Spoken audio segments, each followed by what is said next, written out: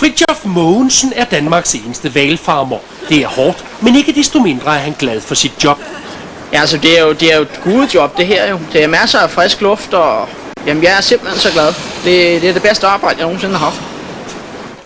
På grund af økonomien de første 3 måneder har Fridtjof valgt at lægge sin hvaldrift om. Jeg har jo valgt ikke at satse på slagtehval, men satse på malkehval i stedet for, fordi det der er en bedre økonomi i. Der er selvfølgelig det problem, at der er lidt mere arbejde i det, ikke? Fordi de skal jo malkes hver dag, ikke sandt? Men på trods af, at det er en forretning, engagerer Fridtjof sig også på det følelsesmæssige plan. Man så svært godt få et meget tæt forhold til sin hval, og man har navn til dem alle sammen faktisk. Willy.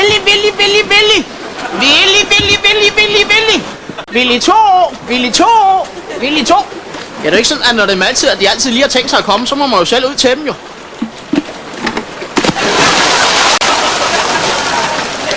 Willy.